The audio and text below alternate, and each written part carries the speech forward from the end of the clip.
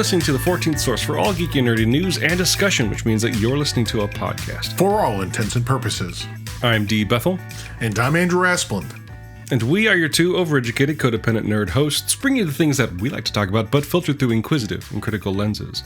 The episode for Friday, August 11th, 2023. 8/11, man. Woo! Oh, yeah, almost there, Andrew. Almost there. And to the show that celebrates your 32nd birthday. Yep, 32nd. I have a bone to pick with you, and that's actually going to sound real bad in a second. Because you're like a PC player. You're a Steam gamer more than anything. I am. I'm now going to be skeptical anytime I hear someone on the internet or a podcast or whatever in conversation ask, is that game coming to Steam? Because I think I'm onto you people. You're perverts. I read a story today about what people that play PC games like to do, what with their modding, what with their customization of graphics and manipulation of narrative. I don't know if you saw this news story, Andrew. In a story found on Kotaku, the creator of the Deathclaw enemy in the Fallout games has apparently found... Yes, you do. Search through our archives, dear listeners. Maybe he was referring to something that you participated in, but he is apparently impressed and horrified by all the porn that's been made out of the Deathclaw creature. The Deathclaw? I'm sorry, the what? The porn. Pornography. The pornography of the Deathclaw? Yeah. No, absolutely have no knowledge of this. Anyway, that's our show. Thank you, listeners. Gotta go delete some cloud saves here. And No, I have no context for this. I absolutely would not, like, what? From what I understand, like, getting, because people seem to have more access to, like, dive into the actual inner workings of game, pull out models and have them do horrible shit. That's how I think it got, what was the game? It was one of those Quantic Dreams joints, Beyond Two Souls, I think. Elliot Page was in it, and apparently they made a model of the character he played, and like there was actually like a full-on nude model that people were finding when they pulled apart the game, and so then they took, since they're able to have access to those models, they started doing stuff with it, and like, dude, PC gamers, get your shit together. That's all I'm saying. That's all I'm saying. I mean, mod stuff is big. No, for sure. I get that. Being able to add custom, especially Bethesda, stuff, right? Like they got a whole, like, literally a marketplace around it. So, I guess I get that. I just didn't expect Deathclaw porn. Right. Yeah. So, for those that don't know, like, that's the thing that I think is surprising to me the most. It's like of all the creatures to maybe pull out for those purposes, the Deathclaw. I mean, sure. I guess I don't know that or the super mutants. Potato, whatnot. I guess. Anyway, PC gamers are weird. Well, I think it's people. It's people. Yes, yeah. PC gamers are people. They're people too. Yeah. Just like Soylent Green. You and me. But that's not what we're here to talk about. No, we're not. We're not. We're gonna. I just wanted to start with some levity, hashtag fun, some goofiness, because actually the world has been continues to be, and for the foreseeable future may still be kind of shitty to right now the creative class. What's going on, Andrew? What rustled up your dander? What? Yeah, no, stop. So what raised your hackles? So hey, check it out. This last week was Gen Con, what they often call the best X days in gaming, where X is an integer. I think it's 3. The best 3 days in gaming, I think so. But it was Gen Con, and Gen Con is where a lot of tabletop gaming news comes out. Right. And as it ends up, a small Seattle-based business announced their new stuff about one of their upcoming books. They had some art and some whatever. Mm-hmm. And there was a bit of a controversy. So Wizards of the Coast announced or released some basically like pre-order and some art stuff about their upcoming book, Bigby Presents Glory of the Giants. So that's a book. It's a book. It's about giants. Okay, wait. So this is an official D&D thing? Yeah, it's an official D&D book. Bigby Presents Glory of the Giants. What the fuck is a Bigby? Bigby is a person, sir. Bigby is he's a wizard in the D&D lore. I could give two shits where he's from. He's probably it's probably the character of someone that used to play D&D with Gary Gygax. So probably racist. But damn. Bigby is a wizard in D&D lore. He has a lot of spells that involve hands, like crushing hand or, whatever. Don't let your mind run away because it will. PC gamers. Yeah, PC gamers. Eyes up here, PC gamers. But either way, it's their new book. They wanted a book about giants, so they couched it in the context of this big wizard. Because actually, if you look at a lot of the D&D books, they're all couched in the context of big wizard, or at least the recent ones, right? Mordenkainen's something, Tasha's something. Like not literally big wizards, but big in terms of importance. From the lore, right? Gotcha. So it's like, oh, here's a name from the lore that is iconic.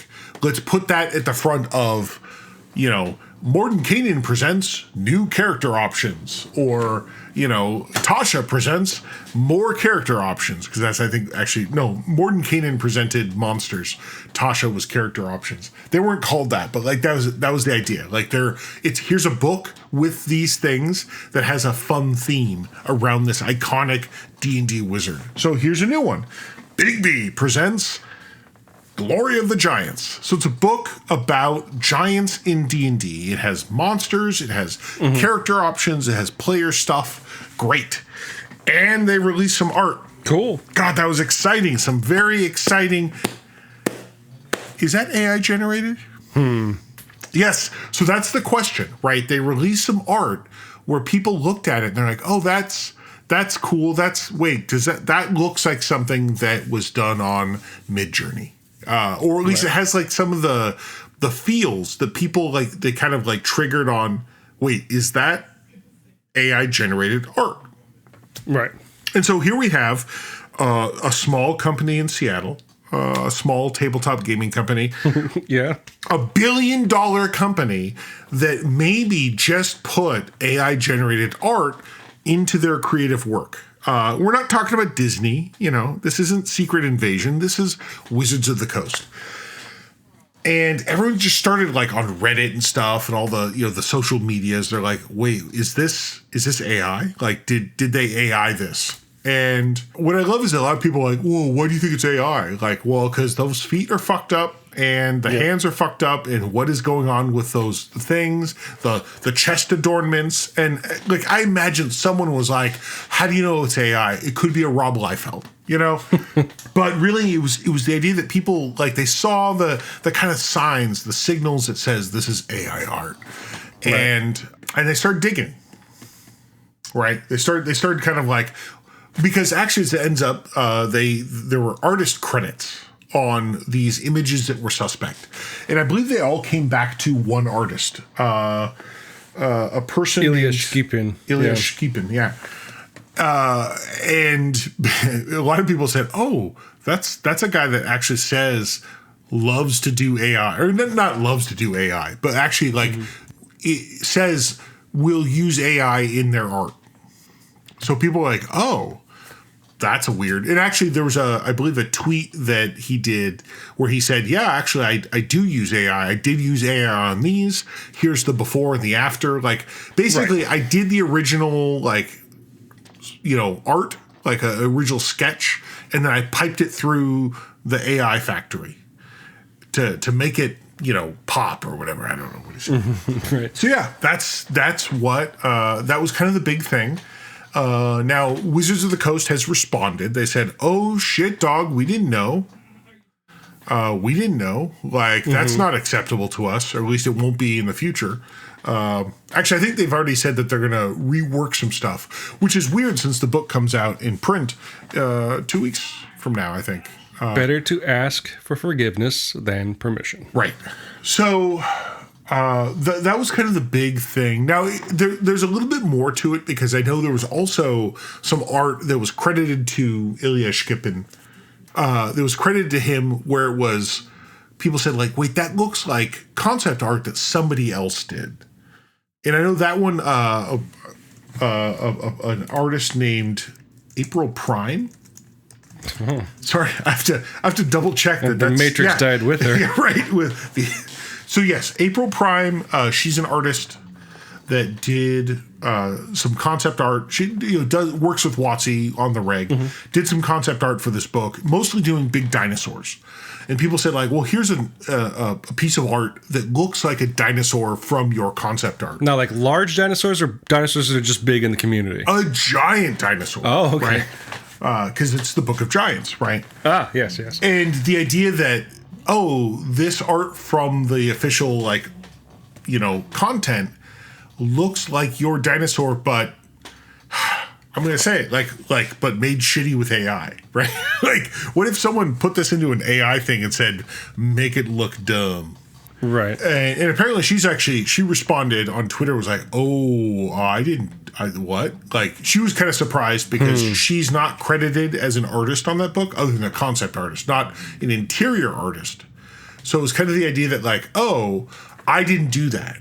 Like, I wasn't responsible for that. I believe that those one or two pieces that I've seen have also been credited to the same rogue AI artist, Ilya. It's an interesting conundrum here, because when we talked about AI art a couple weeks ago, a month ago, who knows? What is time? It feels like it happens all the time now. Honestly. I actually made a pretty bold statement on that episode, where I think I talked about in the context of teaching, and like, it's a tool, not a solution.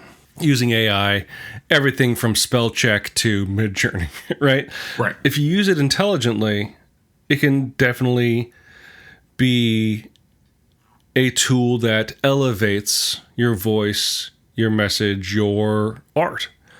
And so in that sense, like, I'm not necessarily upset fully with what happened here, because it's the artist ostensibly that made these choices and submitted it and was approved by WotC.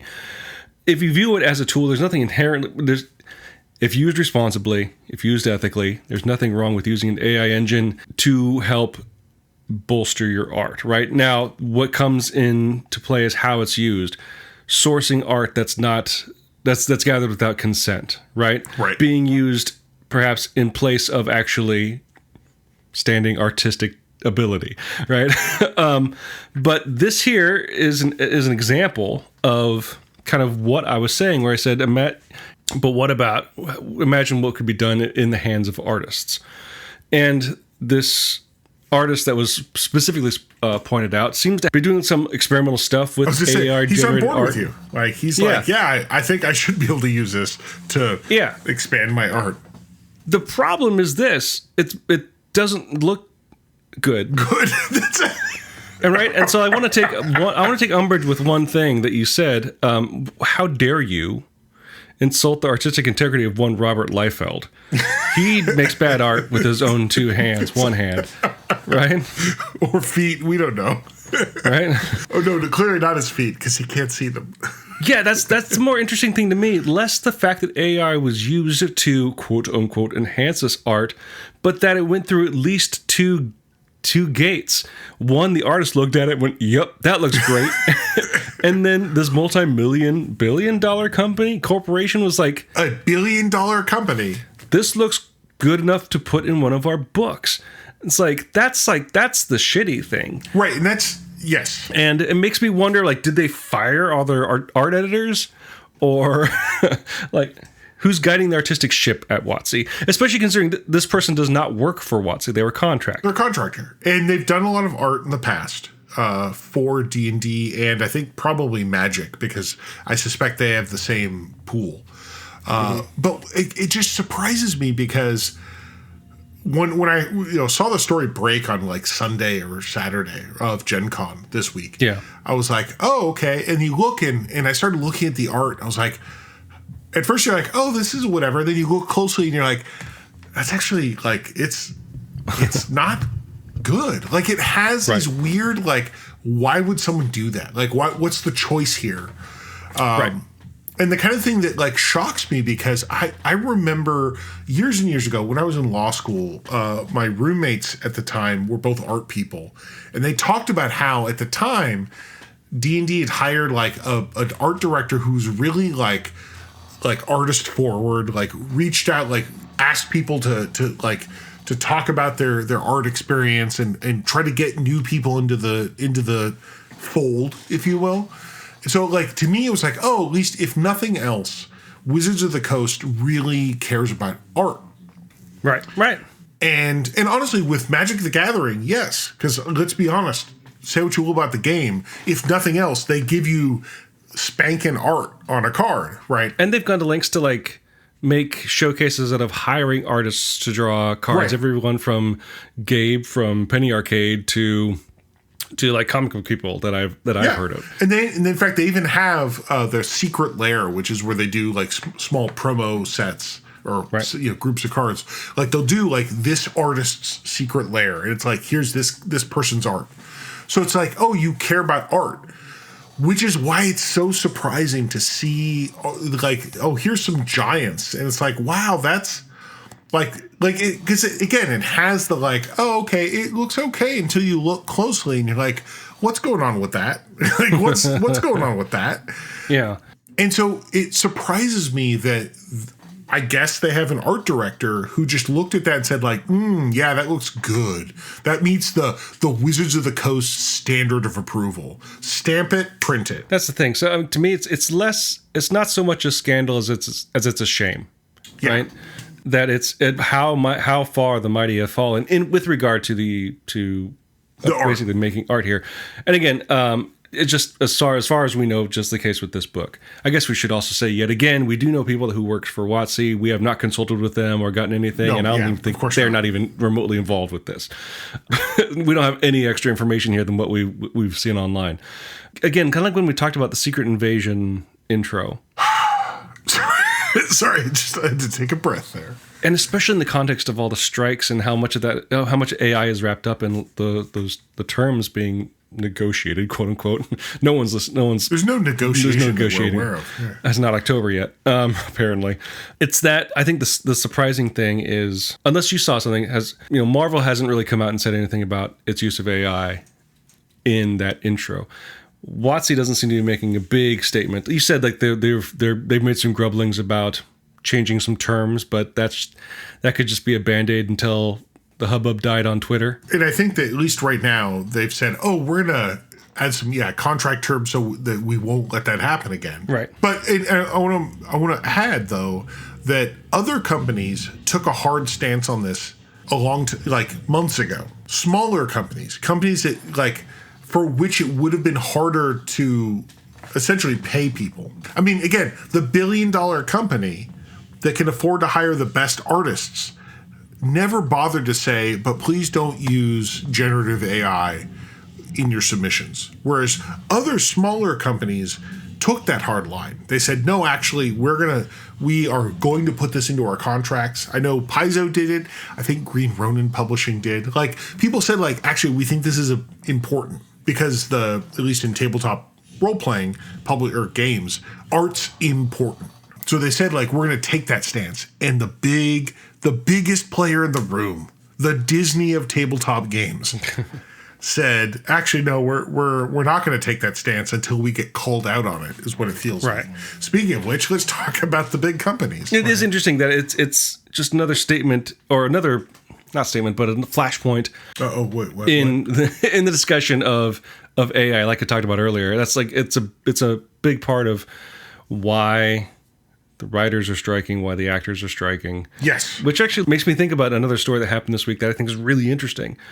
A bunch of Marvel VFX artists have gotten together and voted to unionize, which is good news, especially in the context, in the spotlight of all this AI discussion, right?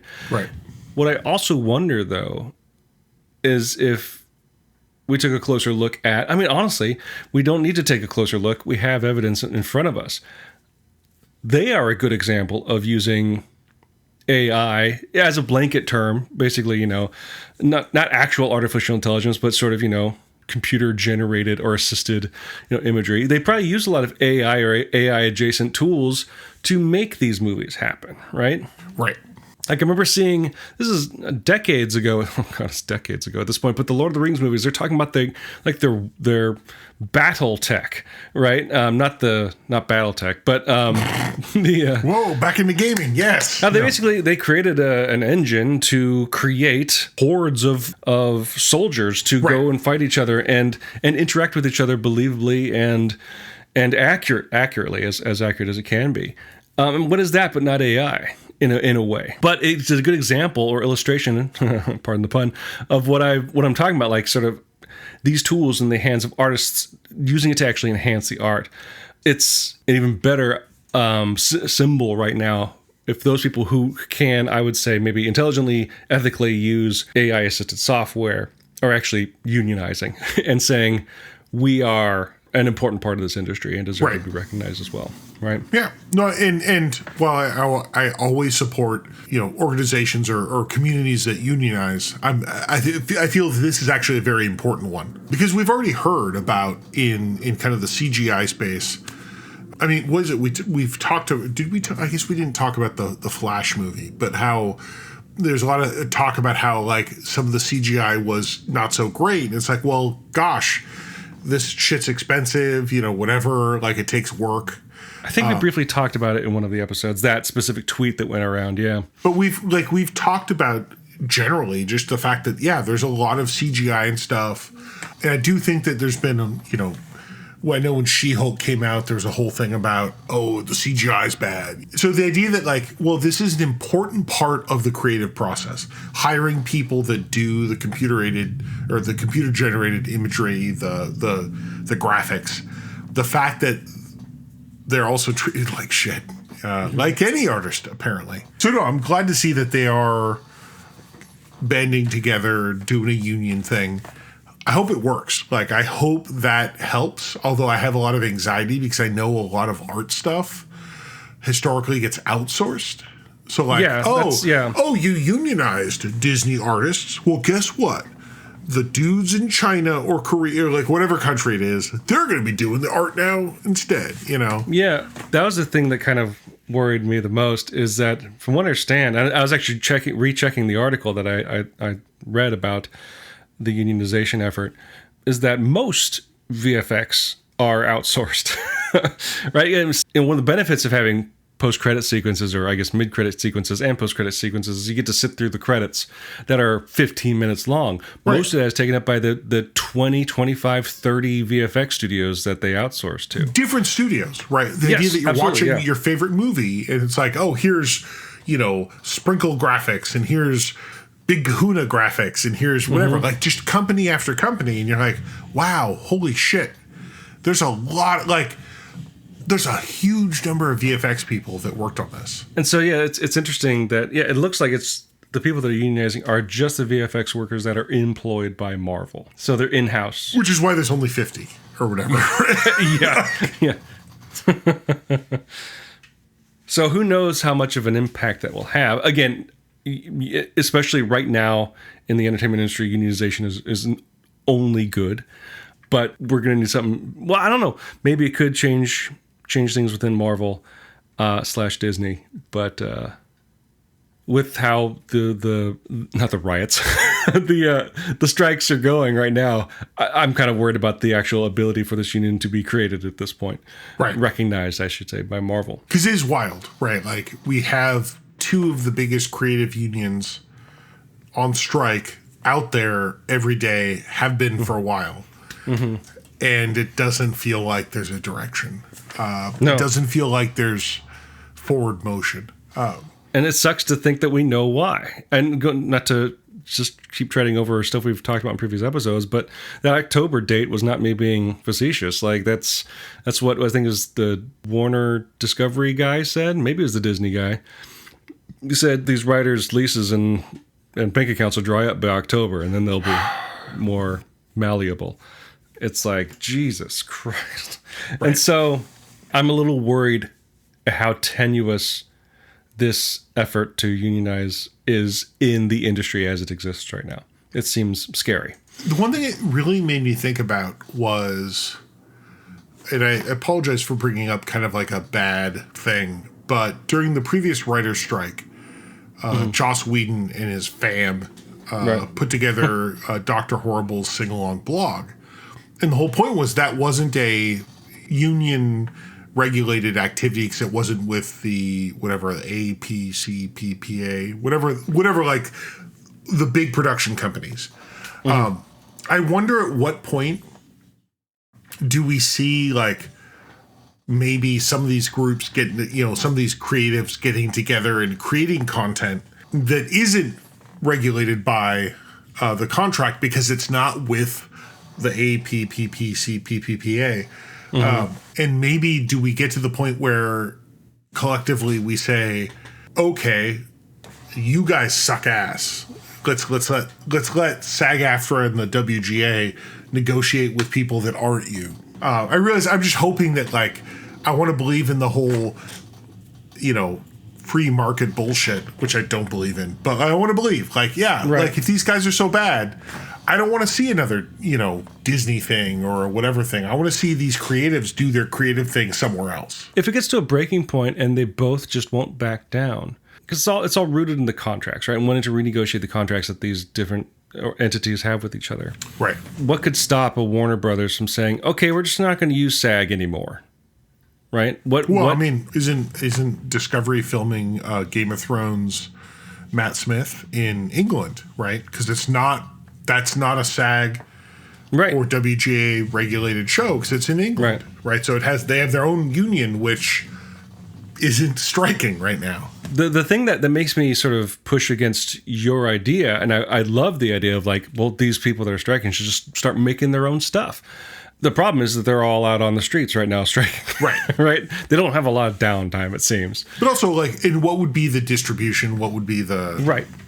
But that's the biggest downside. I think not the biggest downside, but the biggest risk to going off and doing your own thing, which is something that I contend with, not on the same scale, obviously, doing my own comics and whatnot, is that going big, getting attention, getting scope, getting a foothold costs money. And that's what the studios have. They have money. Mm-hmm. Who knows? We do live in a world of crowdfunding, multiple crowdfunding sites at different levels, different scales, for different purposes. Obviously, anything on Indiegogo, you probably just want to ignore. But thanks, Nazis. Comicsgate, yeah.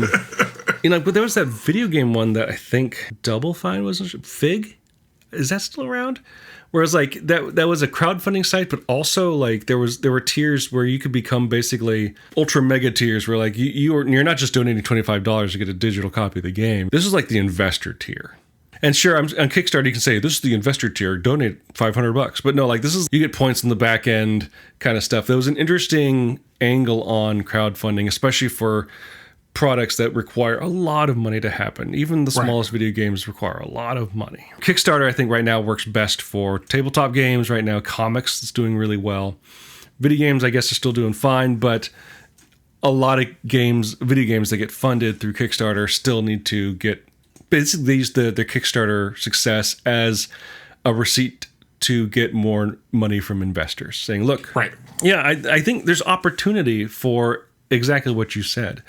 It's scary because these people have jobs, families, homes, mortgages, credit card bills, and most people doing stuff on Kickstarter you're fueling their hobby, their second jobs, right? Yeah. Quick editor's note here. You'll notice that from this point forward, the audio quality will be different and then go back to normal after a bit. That's because this portion of the conversation actually happened after the official recording of the episode had been completed. This often happens where Andrew and I continue having the conversation. We just never have the benefit of having the tape still rolling, as it were. But this time we did, and I felt it brought up some interesting points that it was worth having in the episode. But because the episode had officially been recorded, windows were opened, fans were turned on, and because of that, the sound quality took a dip. So if you hear some background noise all of a sudden and then go away, that's what's going on. But like I said, I think it adds enough to the conversation that it was worthy to include. So enjoy the rest of the conversation. What it also shows, especially talking about, like, you're talking about how actors and writers could just go do their own thing. It reinforces that the CEOs don't actually care about making content, art, right? They don't care about making. I'm sorry, art, good not content. Yeah. Content's gross. They want content because that makes art money. can be content, but not all content. Right? So, but like, and so they just like it's because then they would be more. I hate to say the word patronizing, but patronizing to the artists that they employ. I mean, can you imagine being a multi-millionaire? Yeah, you have so much money. Like I mean, just like you have hundreds of millions of dollars. Or I'm sorry, you make hundreds of millions of dollars a year. Right. That's the thing. Like, or more immediately, the sum total of the writers and actors that are on strike right now, would not even impact your bottom line.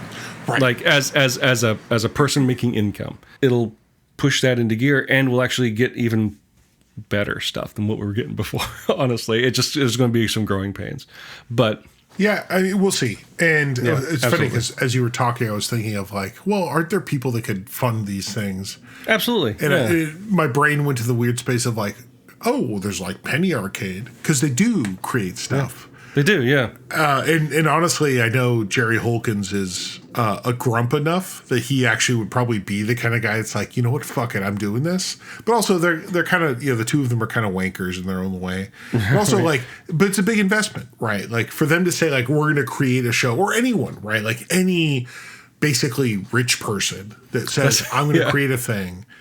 Like, there's always the challenge of, but what am I getting into? What is this I'm doing? Well, the challenge is, what do they want? Yeah, what do they want? What we want, both I think as fans and as creators, we want angel investors saying, like, I believe in your idea. Here's you need the money. I've got billions of dollars. This is no skin off of my back. I just want to support you and believe in you. But that only happens in the play Annie, right? Well, I don't actually want angel investors because I don't want investors. To me, I kind of want patrons. I don't know. Sure. If only there was a website. Well, no, I say that because I don't necessarily want people that want necessarily want to want something on the back end, make money on the back end, right? Like I want people to be able to say, I want this creative person. Because I say this like with Patreon, which is a website that ostensibly lets you support creators, except there's some investor on the back end that's stealing a portion. The idea that I can go to a creator and say, I like what you're doing. I just want to support you. That's I think more what I want rather maybe this is my anti-capitalist bent coming out where it's like, I don't want people that think this is how they're going to make $1 billion turn into $5 billion. Well, that's the interesting thing even about crowdfunding sources, crowdfunding sites is, well, there's two things about that. One, it's still just boosting up or holding up that investor mentality of like, well, you have a thing going, but what can I get for $20? Right. Where you can just like, you can with any Kickstarter. I know Kickstarter best. You can just throw in $20 and not ask for anything in return. But no one does because it's about the swag. But the second thing is, and this is also the problem why I don't think we can get away from the investor mentality, is that in order to handle that much money, we're always going to have to go through some middleman, which is always going to take a cut. That's just how the market works, right? Like you said, Patreon, there's always some investor stealing from, like, no, they like paid for the site, and that's how that business model works. They need a cut in order to make, Well, you say that, but like, where's the point where the site's already paid for, but they're still taking more? Well, I mean, there's still maintenance costs and stuff, but still, it's not as much as just taking, I don't know, 3% from every. Well, no, that's the whole problem with Patreon. It was that, like, once it went public, the whole point was they started cutting, benefits and raising their take, not because that was what was necessary to maintain the site, but because the investors wanted their cut. Yeah. And this is where my anti-capitalist rhetoric gets in, where it's like it's not enough to say I helped fund this movie and I got my money back and a little bit more. People want to put their money in and become millionaires. Like they want to put their money in and then walk away with so much money that they're God, right? Right. And I'm not even as ardent as you, but like, even though I'm not directly interacting with like the big website investors, that's one of the reasons why I haven't done a Kickstarter. Instead, what I do for much lower sales and much less money, but enough to fund the books I'm going to print, I do pre-orders through my own website. So I'm like, I'm in control of everything. But the difference is I pay for my shop up front. And so they don't take anything out of my profits. I think the only thing that comes out are service fees for credit card transactions. And while it can be expensive and still is a middleman, it's the middleman that works for me instead of me working for them when I have to budget in their service fees as a percentage into whatever I end up making, relying on their services for free, basically. And so, I mean, both ways work, obviously. It's a matter of how much control you can keep over the income, over the money, and over your work. I know of people that have run Kickstarters. I've been a part of Kickstarters. It is exhausting, right? But there is that balance. Like, one of the I'm worried about that. And all this apparently from AI art. AI art. I don't know how we got here, but pay people what they're worth. Here's hoping. Do your due diligence. Make good stuff. That's all we want. Right? So if you, dear listeners, have any thoughts about the topics we discussed this week, feel free to leave your thoughts as comments on the page for this episode at forallintents.net. You can also post your comments or engage in conversations with other listeners on our Facebook page. You can also find us on other social media, specifically the places we like to frequent, which means you can find me on Instagram at dbethelcomics. You can find Andrew on Mastodon at profounddark@dice.camp. While you're at our website, forallintents.net, you can also take a look at our YouTube page, which you can find by clicking on the link in the corner that says YouTube. There you'll find our YouTube page, which actually has our show simulcast in YouTube. If you do listen to the show on YouTube, please feel free to like and subscribe, or as the kids like to say, ring that bell. We use 2 tracks of music for our show. One is called Disco Medusi, the other is called District 4, both written and performed by Kevin MacLeod of the Clan MacLeod, immortal swordsman, graph paper enthusiast, and musician extraordinaire. You can find his music at incompetech.filmmusic.io, and that's all licensed under the Creative Commons 4.0 Attribution License. If you like the show and like to help us out, the best way to do so would be to subscribe to the show using whichever podcasting service you happen to use. What would help us out even more, though, would be to leave some sort of review, whether text review or using the proprietary metric will help spread the word to new potential listeners through the magic of algorithms.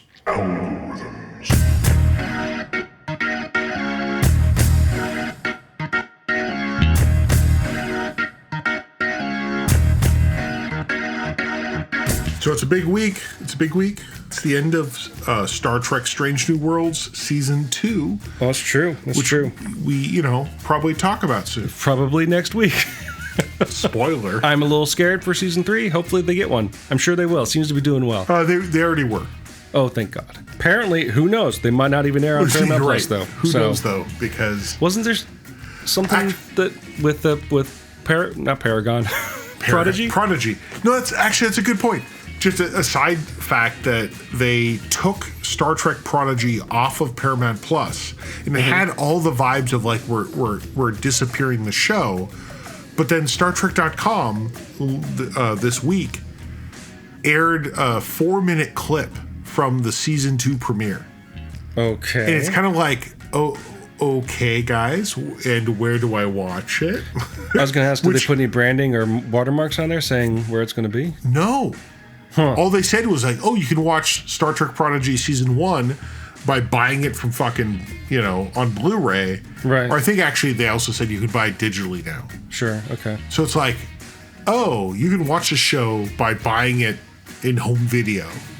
And season 2, question mark?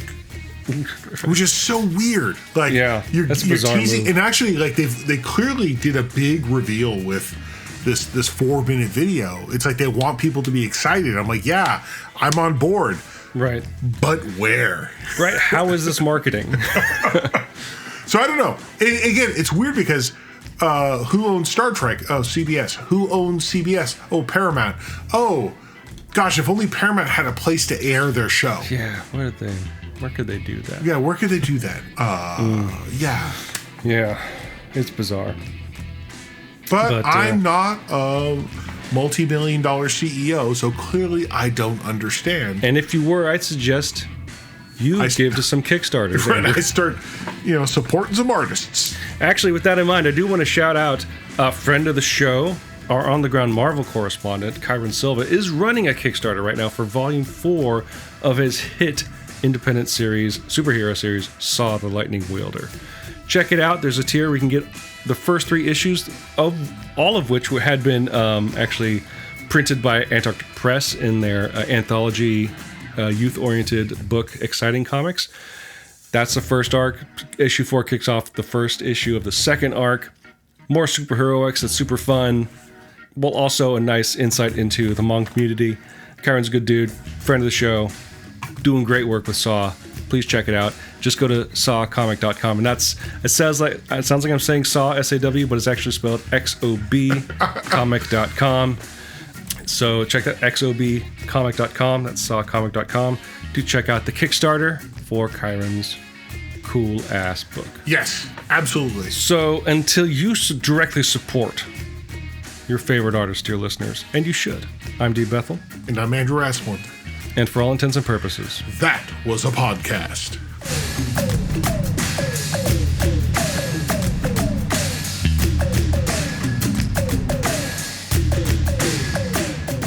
He was more into the C and the O, not so much the F. I don't know what he was into. Here we go. Here we go again. What is my weakness? Okay, you don't know that song. All right. Here, and I'm sending over the show art for this week. Check that out. Okay. Oh. Yeah. Oh. Well, the placement of the comma is pretty on point. Yeah. Commadong! I don't know what his rank is.